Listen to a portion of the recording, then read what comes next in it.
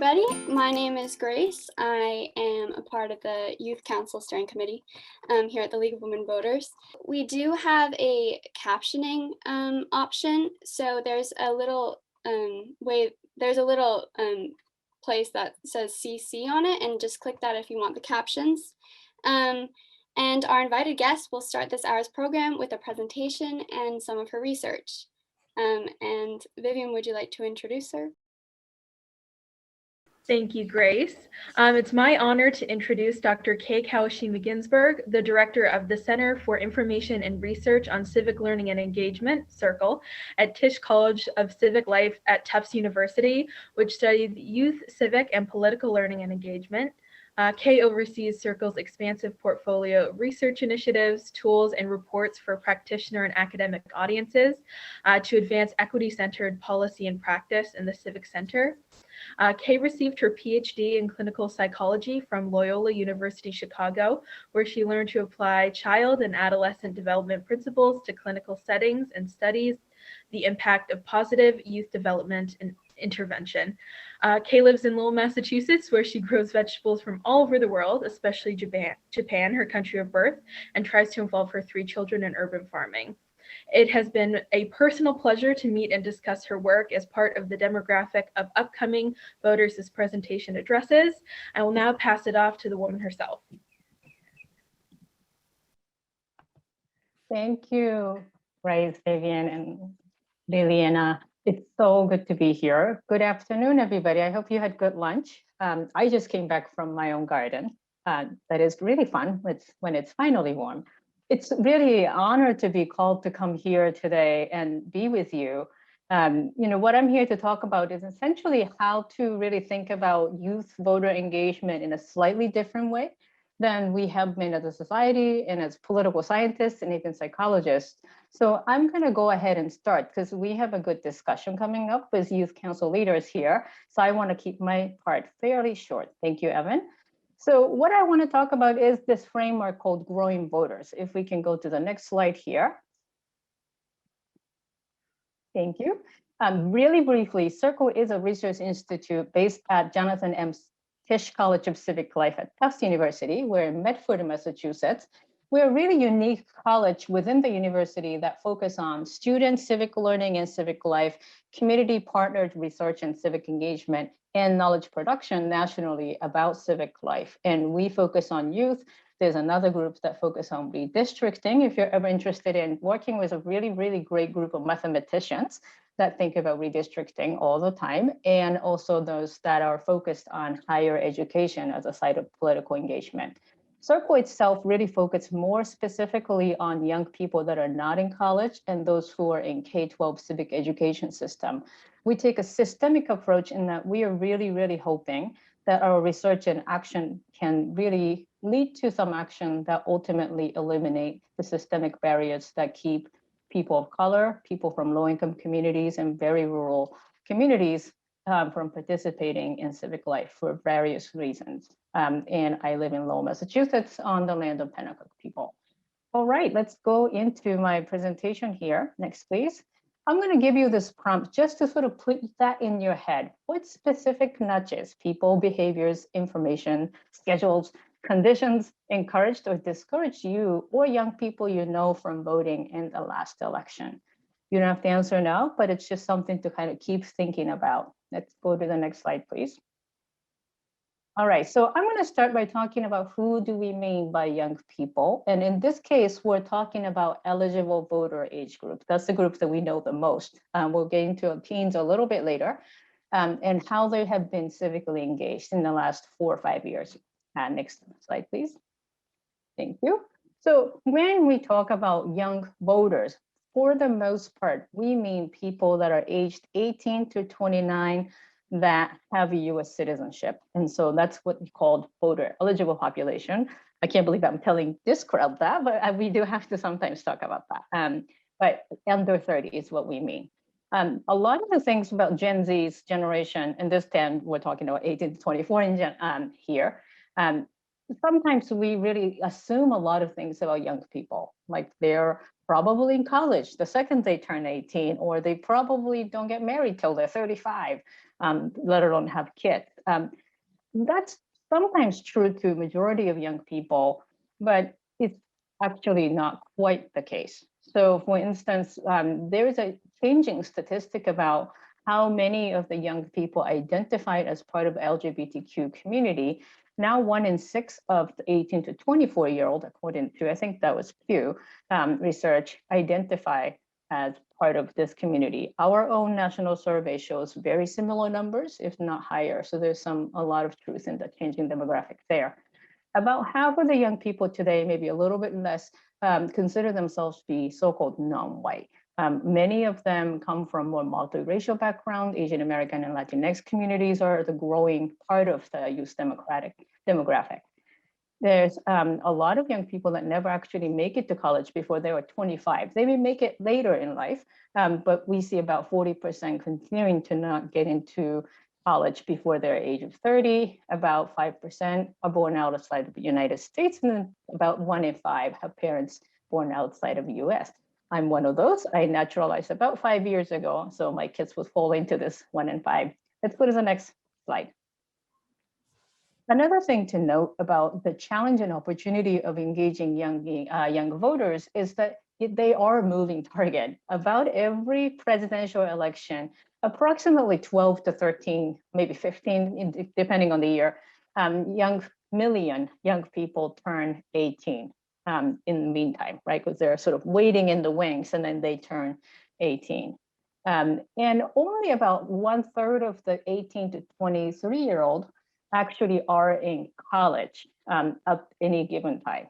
So when we talk about targeting, sometimes people really think about going to college and they think they're taken care of, when in a matter of fact, you're missing 2/3.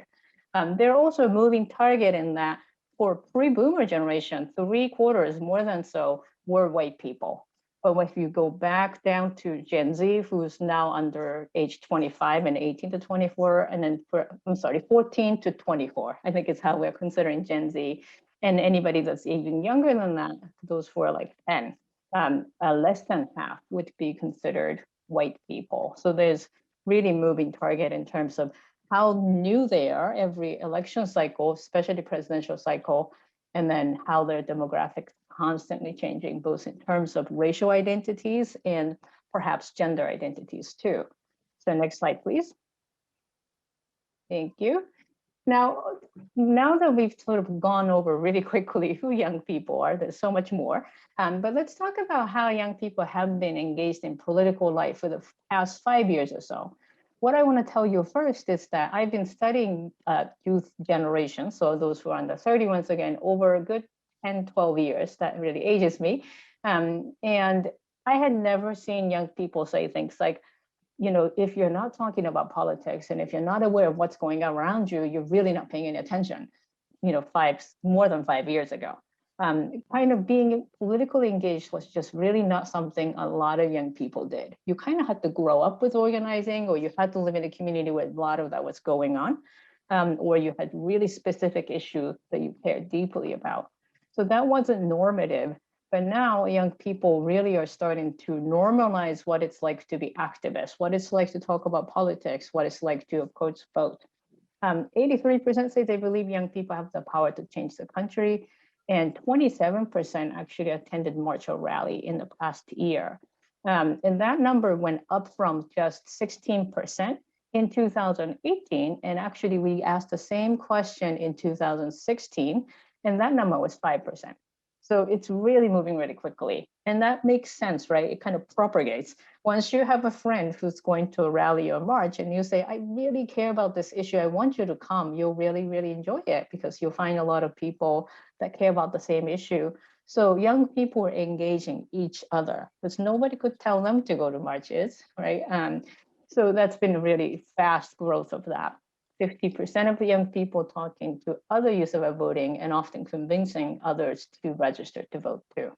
Next slide, please. Thank you.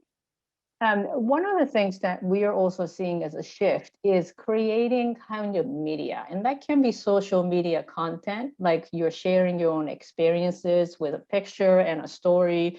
You might be writing something on your post about how you feel about political issues.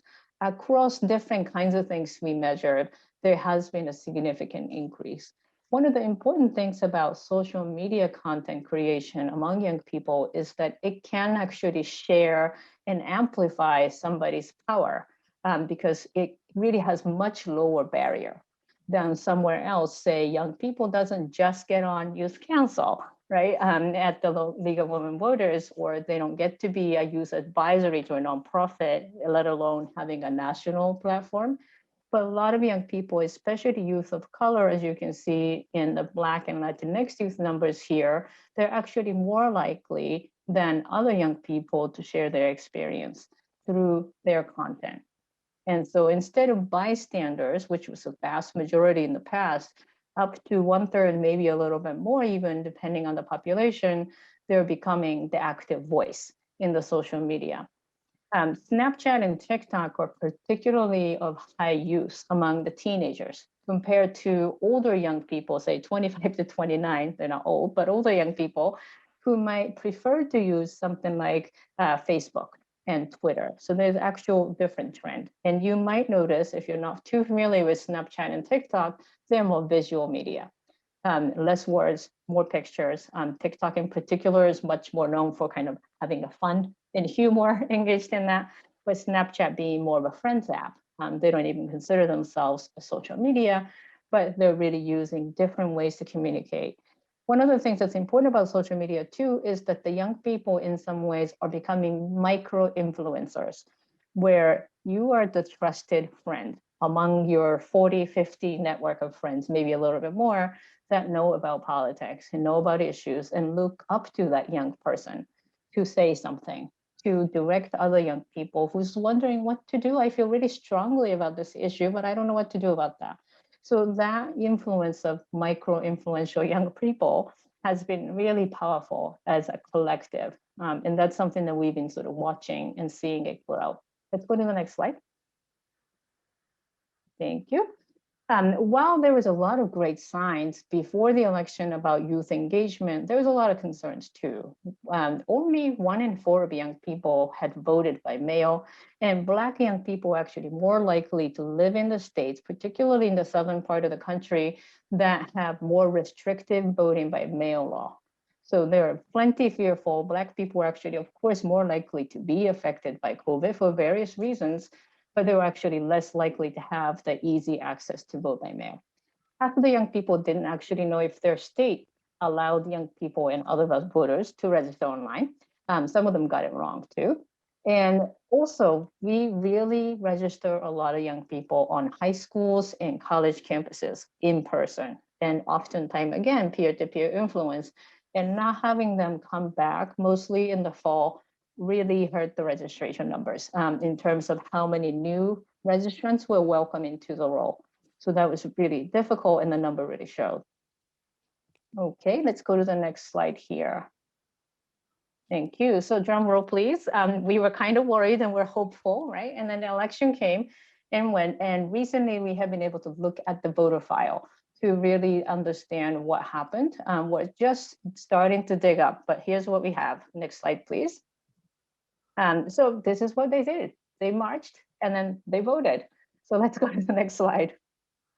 So the youth turnout was actually 50% according to the voter file. And that represents a huge increase of 11 points over the 2016 figures. Now, this is not from every single state because not all states keep voters' age in the voter file. So we're missing data from about 8 states. But it is representative of the entire country, and the census tracks the trend over time. So either way, we're probably looking at a record-shattering year again, like we did in 2018. And though we have a lot to go, half of young people, it is really something we can definitely celebrate. Let's go to the next slide. So when we look at the national state by state figures, the gray states are the ones that we don't have data on. No state had a decline in youth turnout rate, but there was a huge range into what extent, if at all, there was an increase in voter turnout. It ranged from 0 point, I believe it was in Louisiana, unfortunately, and then all the way to 22 points, which may surprise you which state that was. That was New Jersey. So that was what happened here. So 67% in New Jersey, that was also the highest rate, followed by Minnesota. Maine ranks 4th in the nation, congratulations, and number 2 in Northeast or East Coast. All right, some of the largest increases happened in Western states, as you can see. Arizona, California, Washington, and Montana were actually 4 out of the 5 highest increased states.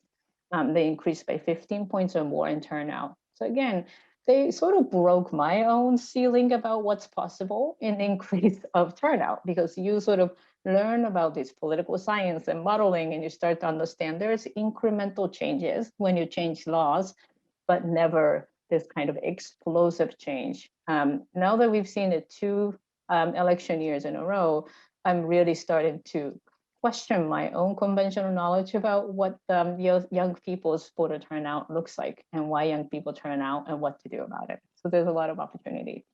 Next slide, please. Okay, so this graph should be super familiar to you, and I would like to congratulate you all, especially youth council members, in really bringing the vote up, especially among young people. So this is a census current population number. So the exact percentage is a little bit different from what I showed, but the trend is really miraculous. You saw 18 to 24-year-old going from about 50% turnout to looks like over 75% in 2020. And that number pretty much matches the senior citizens figures and higher than 25 to 34-year-old and 35 to 44-year-old brackets. So it's really incredible. I'm sure you can think of what happened on the ground because you're the activists and you're mobilizing a lot of people day to day and working really hard.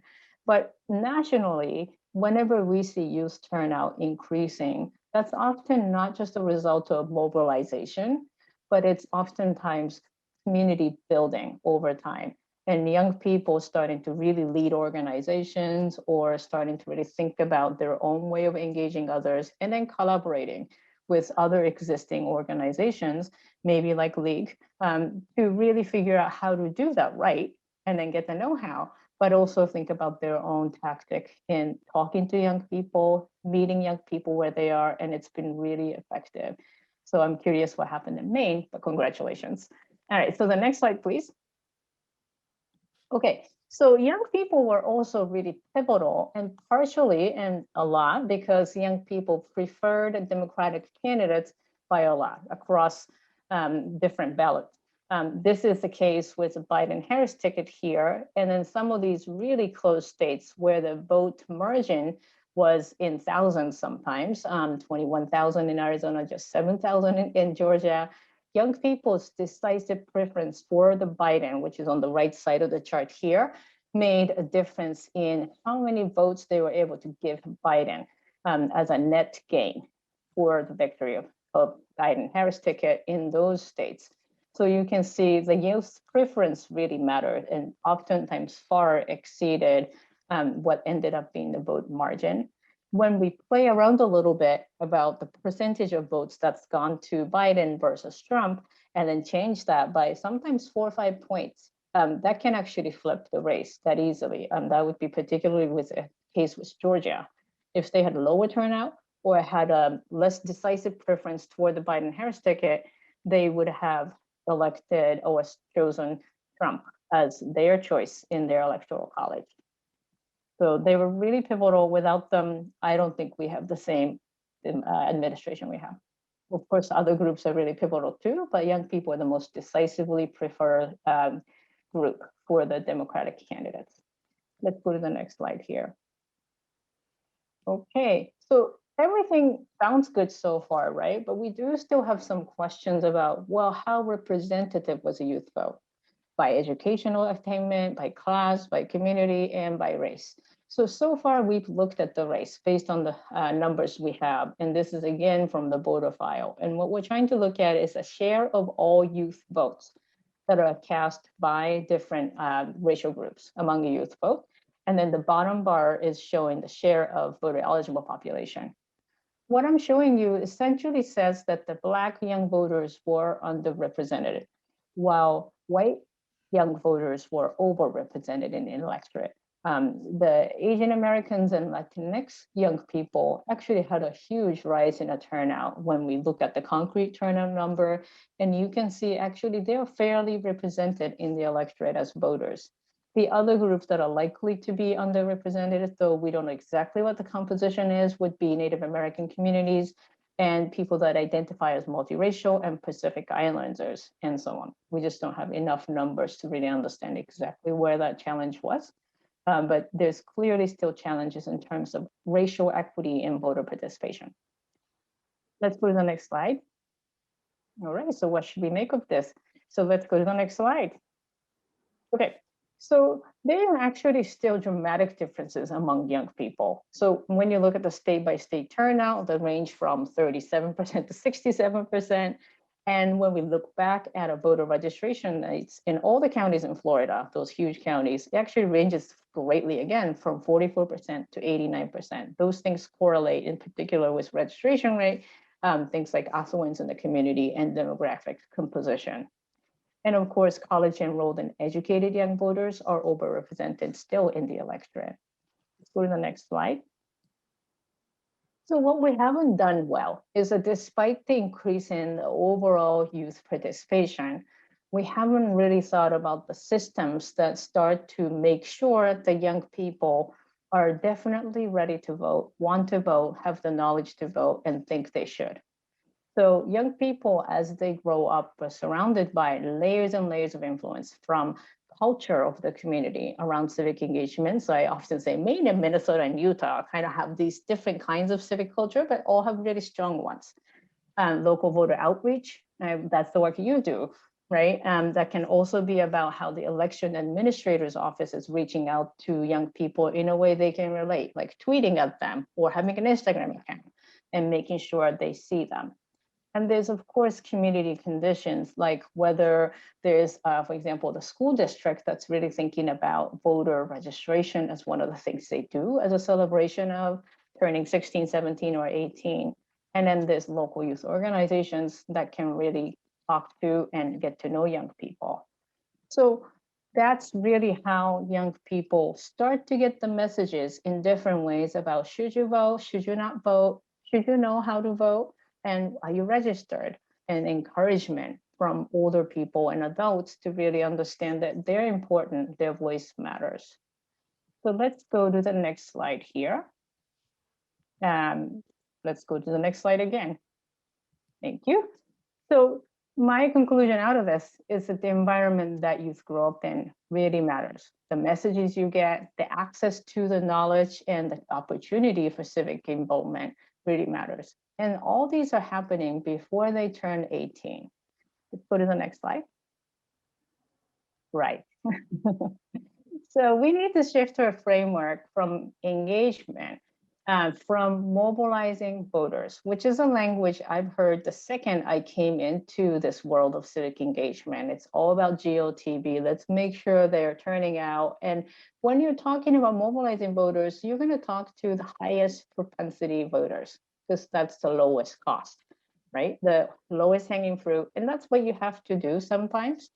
But it does have a limit when we think about long-term health of our democracy. So we're really, really encouraging everybody to switch from just mobilizing voters to growing voters, so that by the time young people turn 18, we don't have to work so hard to convince a young person who's so uninterested or who thinks they don't matter to say that, you know what, I think I'm going to vote. I feel informed, I have an opinion, and I want to make sure I choose the leaders that I want presenting our community and our nation. So this framework, if you can go to the next slide, really think about the holistic approach to expanding the electorate and supporting inclusive, thriving democracy.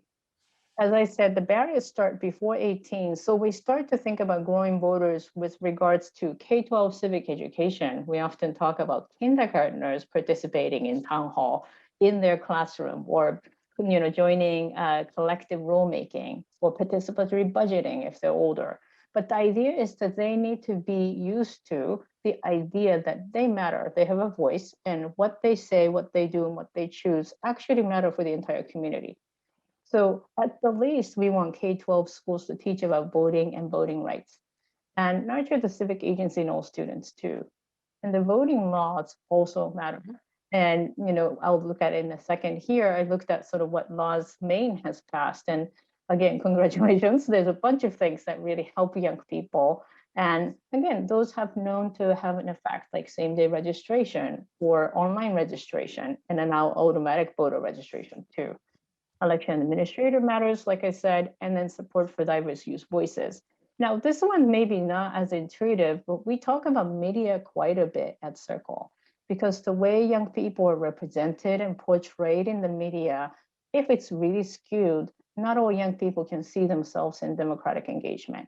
So let's say, the only young people you see are private university student who's really ready, who's very well spoken, talk about always being part of the culture of voting and civic engagement. Maybe somebody else in the community that isn't in that college, isn't going to college, is from a working class background, and maybe didn't even have a parent who could vote because they're maybe not US citizen, because they're immigrants. They're not gonna feel they can relate to that. Young people really do need diverse and inclusive and accurate portrayal of themselves in the media too, so they can say, oh, when they talk about youth vote, they don't just mean those people that have nothing to do with me, but also people like me. We do actually quite a bit of work in that by working with media. And whenever we're talking about reshifting the systems, we have to include young people and ask them, how do you think it's going to help you? How do you want to be communicated? What do you want to see in the media? Do you want to have a voice? Right? So we really have to remember that the Growing Voters isn't just for young people, but it's a framework with the young people. Let's go to the next slide. The studies that we've done actually show that if young people were taught specifically about election and voting in high school, they're 40% more likely to vote as a young adult. So it has concrete impact. And at the same time, we found that about 50% of young people actually do have that experience in high school.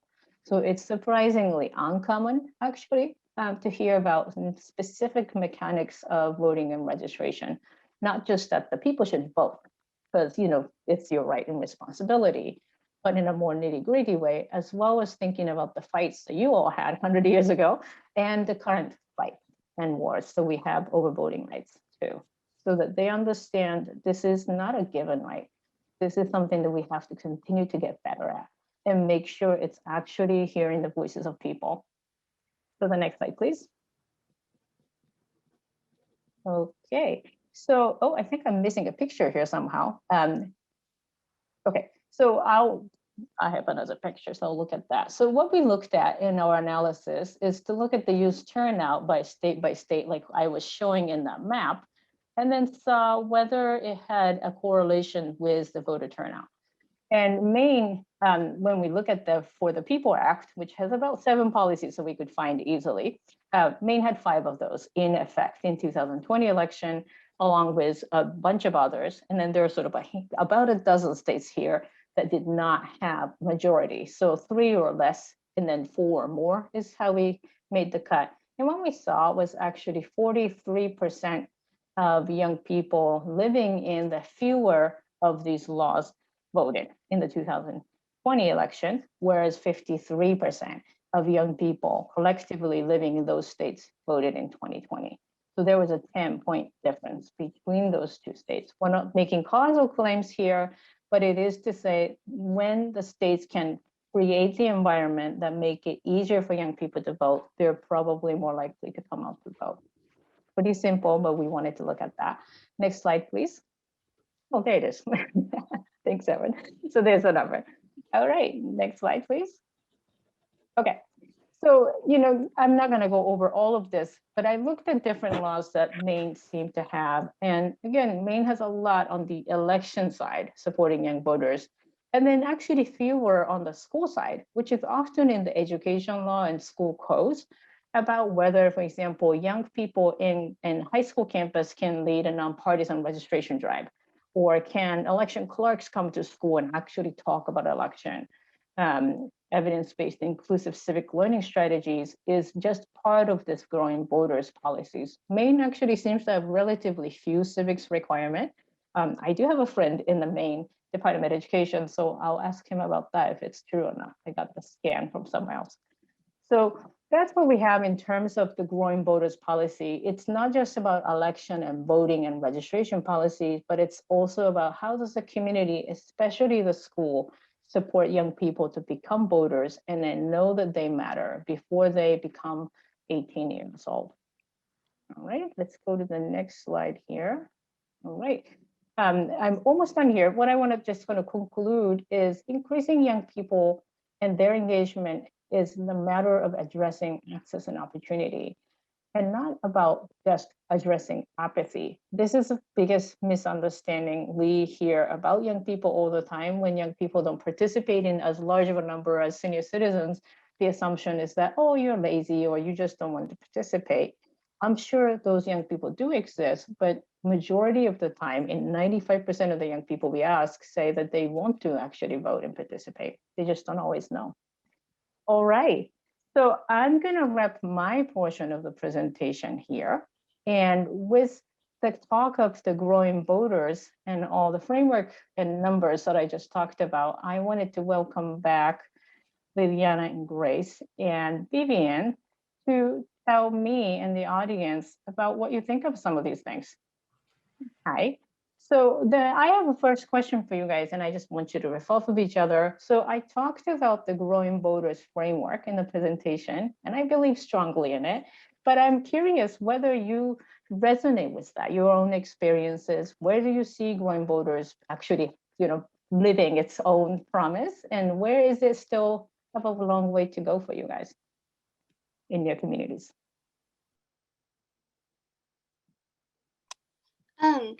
So what really resonates with me, like you said, it's like instead of it's more continual, I guess. Like you're starting at a younger age, and there are different levels of that you can participate in democracy.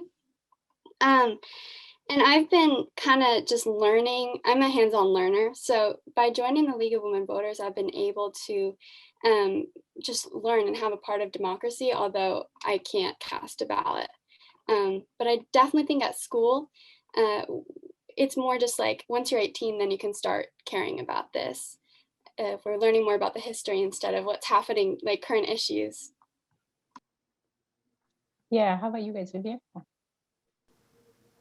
Grace said, I definitely think schools have a very long way to go, especially, myself and my experience with joining the youth council. It was kind of this very specific opportunity that I found through a very small club that I found through something else. So I definitely think more access and knowledge to these opportunities, other than it just being on one teacher's bulletin, or like Grace was saying, I think civics education in schools has a long way to go.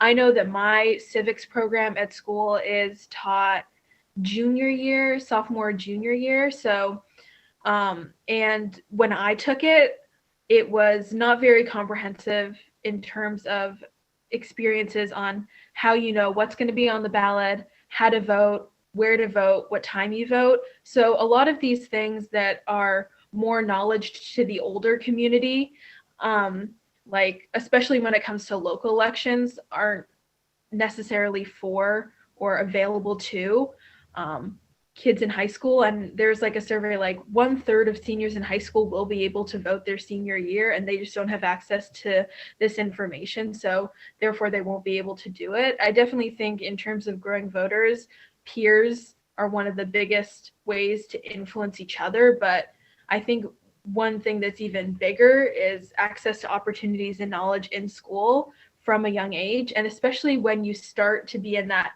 high school bracket, I think definitely information on local elections, school board elections, things like that need to be more widely available and talked about in schools, especially when it comes to procedural and what's on the ballot, because often there's a separation between what's going on in your community versus what you talk about in school. And I think having that overlap might get students to be more involved in the political realm. Oh, great. Thank you. Liliana, do you want to say anything? Yeah. Yeah, I definitely agree that I think we should start having like introducing civics education and programs earlier on in school, because personally, like I didn't really get involved with civic education and voting until when I was approaching 18, because I knew that I was allowed to vote and that I should learn more about it. But I really wish I could have gotten involved at an earlier age to educate myself more.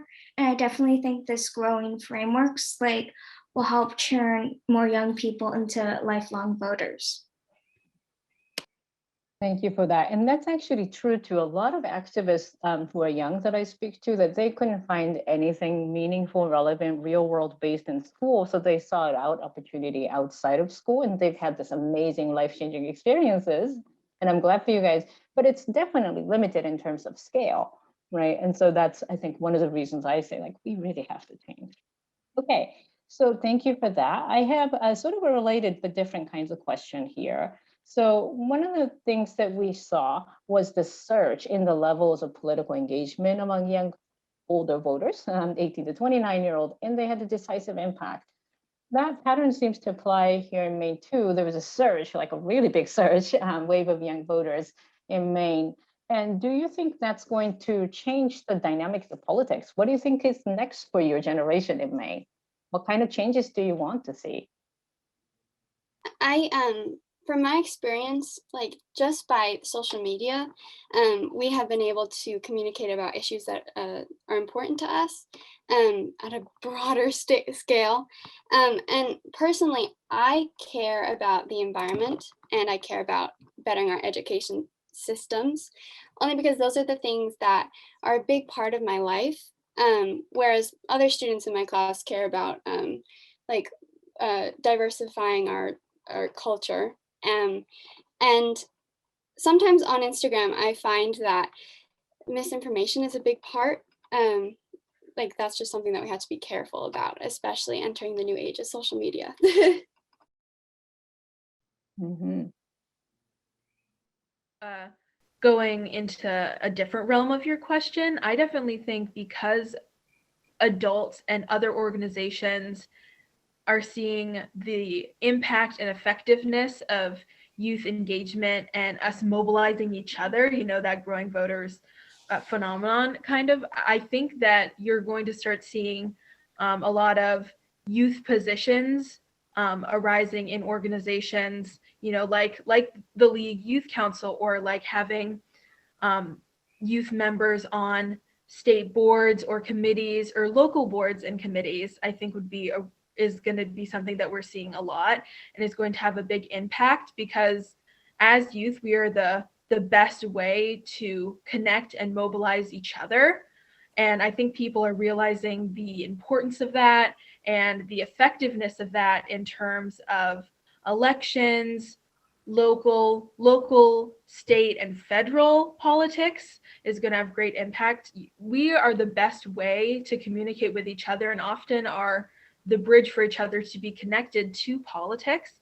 So I'm really hopeful and have started seeing changes in, you know, having a youth commission on this state board or on this local level. And I think we're going to start seeing a trend in that, because youth, once you give them or you see an opportunity, you're going to want to keep that and strive for more. I think that's what's really great about our generation. So I'm really anticipatory of seeing youth involvement on a higher level and being able to be perhaps have a more important role in actively affecting, you know, politics on a local, state, and national level. Maybe I think that'd be amazing. Yep. Proud of you for that. Liliana, do you want to share? Yeah, I also agree that I think moving forward, we should really focus on like trying to reach out to more diverse groups in like K through 12, because to bring voice to those underrepresented groups, as you were talking about, like how it's mainly that like the educated and college staged voice is more overrepresented. So I think maybe trying to reach out to those more diverse groups at a younger age could hopefully increase civic engagement. And also, as what Grace was kind of talking about, trying to like tie in other topics that other like students are interested in, such as climate change and healthcare rights, and tying that into how that directly relates to the issue of voting, and that you can make a change by more civic engagement. Thank you for that.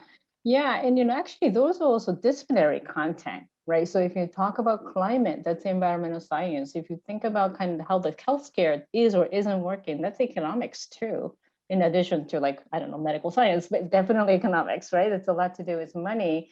So I think we always try to encourage teachers to learn to do that, try to encourage the real world issue into what they already have to teach according to the state standards. And they often find when they do this well, students are just so much more animated. They want to talk about it. They don't want to stop in discussion. So I think that often inspires teacher. The other great points you guys made, it was about sort of younger people representing in different areas of power and governance in different communities and nation. And that's really important with regards to representation of young people. So they're more diverse as a generation. And for younger students who are, let's say like my kids' age, who are in fourth grade, right, 10-year-old looking at somebody that's 22 and really representing our city, I think that'll be so much more relatable than somebody that's, 65 from a totally different backgrounds than they are. So thank you for those amazing inputs on that. I know we have lots of questions from the people that are in the audience too, but the last question I want to ask you, and a really important one, is that, you guys, this group is amazing. You pass laws, you advocate, you mobilize and grow voters. I have a lot of respect for you. And you are here as Youth Council Steering Committee members. So what do you think you want to ask these adult allies? How can they be true allies to you and your priorities in the coming years? And how can you work together? Well, there are a lot of things, but I think for starters, just include us in the conversation. Don't cast us aside of being too young or not understanding, because maybe we don't understand quite yet, but we're not going to learn anything unless you let us share our opinions and unless you present your own. Another thing, I think you guys are voting on this, but the lowering the voting age to 16, that would give us more representation with our vote, especially because 18 to like 30, like those are the younger like people. But I mean, I'm 14 and I'm not really friends with anybody who's over 18, so I'm not truly being represented. Another thing is like our educators who are much older than us, like the humanities and arts programs, like those are usually the ones that are cut first when financials are tight. And so like when in that case scenario, like we need to learn about civics and through our humanities programs. Going off of what Grace said, I definitely think that adults can do a lot to help inform and inspire in a way youth voters. With what Grace was saying, I think definitely including us in the conversation, being open to our questions and our care, because I think what's great about our generation is that we have a lot of passion when it comes to this subject. We care a lot. We'll get involved, and we'll get involved on a large scale. We'll go to all the things, do all the action events. It's something that I'm really proud of. And I think that what adults can do is that often, sometimes, like I said before, youth don't necessarily have the necessary information or have the means to get or acquire it or know who to talk to. And I think even just on a local level, maybe providing this information to high schools or even younger, making it more available for students to find and engage in, I think would be great. If teachers would make that information more available. I myself did an information, seminar for my school during the election season so that they could get the information, because it was nowhere to be found elsewise. And that comes to like polling times in places, the knowledge that you can pre-register at the age of 16 in Maine, which even my local municipality was shocked at, because they'd never seen someone registering that young, and they had to ask if it was okay to do, even though it's okay. It's like stuff like this. It's just, you need to give youth the information so that they can take it and thrive with it. So I think that communication piece between adults and youth and working together, you know, sharing information and action events and passion, I think would be, you know, great steps, and creating that interconnectivity between youth and democratic action, you know, and the younger the better. You know, if you have kids, get them involved, bring them to marches, you know, tell them who their state legislator is. You know, I remember calling my state legislator when I was really young, and I think that that's really empowering, you know, to see people that young being able to have a voice. Because even if you're, and I know this might be taking it a little too far, but even when you're 10 years old, you know right from wrong, you know, you have your like little moral compass established, and you want things in your community to be positive, and you want change. And even if it's small and it's your experience, I think it's, I don't know, I think it's really empowering. I've talked to state legislators and state officials, and they love it most of the time. And I think people, young children would love to be a part of it. And I think that would really start to create positive association. And so that's something that you can do just right now. Absolutely. Leanna?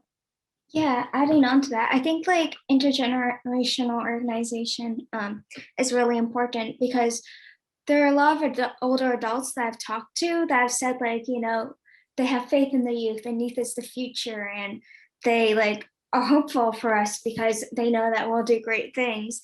But then I think it's still important that they're still a part of this democracy, and they also have to participate, and they can't just hope for the best that we will take it upon ourselves and do great things. I think that intergenerational aspect is really key to strengthening our democracy. Because then it just leads to a disconnect, so between generations. Mm-hmm. Yeah, and you know, that's something, oh, go ahead, sorry, go ahead. I was gonna say, even if you start undermining young people at a young age and saying their views or opinions aren't important, and, you know, taking out that step of educating and hearing them and feeling like they're listened to when it comes, like you were talking about, like it's K through 12. It's not just 12 or 18 that matters. It's the whole experience.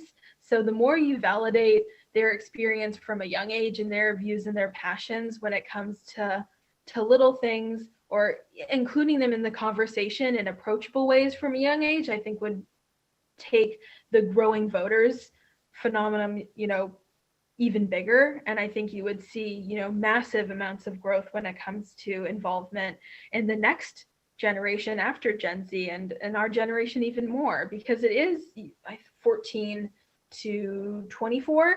And now the younger generation, like I have little cousins and we talk about politics, and I think that step's really important, you know, multi-generation, from, you know, children to their parents, parents to grandparents, sibling to sibling, really that whole scale, you know, creating an open conversation when it comes to your family, with your community. Like Liliana said, intergenerational is really important. Thank you so much. And again, participants, please think about sort of the nudges that you thought about, right? Sometimes things are discouraging, sometimes things are encouraging, and sometimes those are really tiny things. So I think we just have to, like, you guys are so wise and so right about this, kind of not assuming anything about young people, about what they should know or whether they want to participate, and really asking the question, how can I be helpful? So I'm so glad you guys share that today, and hope you will keep talking to your intergenerational friends, and your peers and your colleagues here would do the same. With about 10 minutes left, I'd like to go to Q&A, if that's okay. We have at least a few questions, especially for you young people. Evan, are you moderating this part, or who's doing that? I'm sorry, I forgot about that. Yeah. I'll ask the questions. Awesome, so thank you. If you have any questions, please put them in the chat. So the first question is from Meg McCormick. They ask, what made you join the League of Women Voters and take a more active role in democratic engagement? I can start off, I guess. Like I said, I found this opportunity through a very niche small club, I was one of the few people who responded to the email for like, hey, the League of Women Voters is doing this action event. And then that action event turned into, wow, a lot of people got involved in this action event. Would you like to be involved in the youth council? And it's just so exciting. I just replied yes immediately because I'd never been asked to join anything or be a part of, like, be actually asked. Like, I was usually the one to do the asking to be part of something, and not a lot of people asked me to be a part of something. So I think that's a really important, correlation, to be asked that you're wanted rather than being the one who is constantly searching out things. And that's what made me really excited and really wanted to join the league. And I love the nonpartisan and positive messaging that surrounded the organization. So I was really all for it from the get-go. So I found out about the league, the youth council, through my social studies teacher, Mrs. Emerson. And I've loved politics ever since I was really like in 4th grade. Like, I was just so interested in everything. And I think being in an environment where you're spreading, you're giving information to people, and you're just broadening the range of voters, it's kind of inspiring, and it makes me feel like I'm making a difference. Yeah, I became more interested in like voting when I did a presentation my junior year called Public Policy, where I created a presentation about the HR One for the People Act and encouraged the representatives to pass it. And after that, I just Carrie Suva gave me a call, and she said, would you be interested in joining this group? And I was kind of like hesitant at first just because I wasn't that involved politically that much. I had no clue what it was going to be, but I'm very glad I joined it because I've learned so much about politics and more about civic engagement. And now I've really encouraged my peers and other people in my school to be more involved. So the next question is from Will Hayward, and he asks, do you think lowering the voting age would help increase youth political participation? Absolutely. I do. I did have a fact from, I think it was in Chicago primary, that like 17-year-olds had a higher turnout rate than any other age group from 18 to 48. And I know that we're a little bit different in Maine, but we present more perspectives. We present a different perspective, and I think it needs to be heard. And I think just by casting that vote will be heard, I guess, making a difference. I think the turnout, I love the fact that Grace had a statistic to go along with, but in my experience as a high school student, I feel like 16 would be a great time to start voting. I think it would also motivate school systems to increase the depth and breadth of civics education to really include more voting things, which would help just in general more for being successful lifelong voters.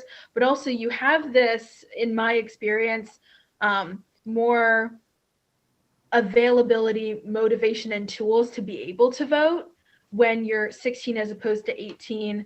I'm 18 right now, and there's a lot of transitions and hectic things going on right now in your life that I know personally have been deterrents for my peers when it comes to voting, as something that is more to be dealt with later. But I think the younger you are, the more availability and excitement that you have to be able to do this and to be motivated to do this, because when you're 16, that's like sophomore, junior year, and you're like starting to really get this sense of self and motivation and often connection to the political realm, because our generation has been very involved in social media. So it's not something that has been separate or newly introduced. It's something you're constantly surrounded by. So I think being able to take those opportunities and ideas that you have been having and being able to go and see it enacted, I think would be really powerful at that age, because it's one of those critical ages, that 16 to 18, a lot of things are happening in your life. You're developing experiences and positive connections with institutions. And it also has a lot to say when you give a 16-year-old the power to influence their community, because when you're 16, you have 2 more years left in high school usually, and you will be affecting school board changes. So you'll actually be able to see the effects of your vote on your local community, which often doesn't happen when you vote at 18, because there's this sense of moving on that doesn't necessarily give you as much connection to local politics as it would when you are 16. So that's just my 2 cents. I have a quick thing to add. And Ms. Liliana, you want to add something too? Okay, so one of the things that I would like to say, we study voter registration at Circle, very large scale, about 10 million people are in the study. And what we notice over and over, because this is about community organizations conducting nonpartisan voter registration, how hard it is. Voter registration is the biggest hurdle for voting, especially for young people.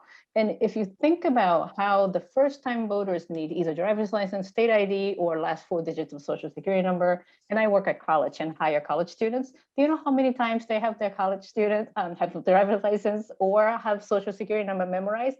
None. So, so you know, it's really actually helpful to have most of the young people living at home have access to things like birth certificate, passport, or some sort of ID that parents can help with. And then say, great, this is how we're going to celebrate you becoming a voter, and have that moment as a family, but also really pragmatically, it's very difficult for a very young person that's just out of the house, whether they're working or in college, to get that together as a first-time voter. So until we become automatic voter registration state, many of them are, including Maine, coming up, but there's lots of leaks there too. Like you have to be going to DMV to get automatic voter registered a lot of times. So it's not a perfect solution. So I think they can be actually mutually helpful to each other. And I'll say. Next question is for the young folks. What do you say to a young person who says that their their vote doesn't matter? What's your approach with disengaged young voters? Personally, I have not really come across too many disengaged young voters, especially in this election season. I've come across a lot of young people who wish they could vote. I've rarely come across young voters who think their vote doesn't matter. I've come across adults who think young voters' vote doesn't matter, but I've rarely come across young voters in that demographic who think their vote doesn't matter. But nevertheless, I have done brochures and seminars for encouraging people who aren't able to vote yet why the young vote does matter, to get them in a mindset where they'll be really excited to vote. And I think that's really important. So I think, you know, some of the things and information that Kei has given us is really helpful in, you know, sharing statistics, because, you know, that those irrefutable facts, either for people who are in disbelief on either side of the spectrum, being like young voters who like don't think their vote matters or will matter, or older voters who don't believe that the youth vote is as important as making it seem. I feel like hard statistics are often really helpful, or in terms of like other ways of encouragement, you know, talking to people who are youth voter advocates, being, you know, this is all the stuff we've been able to accomplish. Here's my personal experience with it. There are people who care and want to help. I feel like those are 2 really good approaches to take. Just quickly, so I think that the disengaged, like Vivian said, like I haven't really come across anybody who isn't engaged in the political scene or thinks that they don't matter. But I think that stems from adults saying that you're too young, you're too young to be included in this conversation. So I think if we change that, we'll hopefully be seeing less people thinking that their vote doesn't matter. Another question specifically for Kei is, what steps should be prioritized to increase youth engagement? There are so many, but actually I want to sort of refer to what Grace just said about this sort of maybe young people think they don't matter because they've been told that. And that's probably the biggest barriers. It's this internalized ageism, which is to say that, you know, you hear things like you're the future leader, you're going to be great when you grow up, when you're already doing amazing things, right? So I think both kind of in terms of combating that internalized narrative about when you do and don't matter, which is not really about the age. It's when you discover your voice and decide to do something. And then actually seeking out change that are related to that. So vote 16 may be one of those things. Other thing that I think about in this emerging kind of findings around this is the local election engagement. So young people are starting to run, like Vivian said, but also they actually, once they participate, they'll realize that differences are like 100, 150 votes. Your mini influencer friends can literally turn a race. And a lot of times, you know, I'm part of a pretty diverse community in Lowell. We want to see representative leadership in our city council and school committee and our communities and neighborhoods, not just the wealthiest, whitest neighborhood that are doing all the deciding. And so once they realize that, I think they will become really powerful force that votes every year, not just every 2 years or every 4 years, and thinks about politics as lifestyle and not something that happens like a spectator sports. That's sometimes what we say. And that's really the priority for me. That starts with education. So we're doing quite a bit on that through an initiative called Educating for American Democracy, which really tries to get at what the constitutional democratic principles are in terms of really looking at the hard issues and hard history, but bringing young people to have that muscle of being a democratic citizen, small c, deciding things together, compromising, talking about hard stuff, and then actually doing things in the community, in real world. So I hope you will be champions of that kind of education, as well as voting culture. Thanks. Well, we've reached the end of this hour, so we need to wrap this up. Thank you for all your questions, and we're especially grateful to you, Kei, for taking the time to educate and inspire us today. We've really enjoyed getting to be a part of this conversation. And before we go, I'd just like to mention again what we were saying about some of the ways all of you can get involved in this work, specifically what Kei talked about in her presentation about transitioning from saying about mobilizing voters to growing voters, and about how we really need to strengthen our civics education classes in K through 12.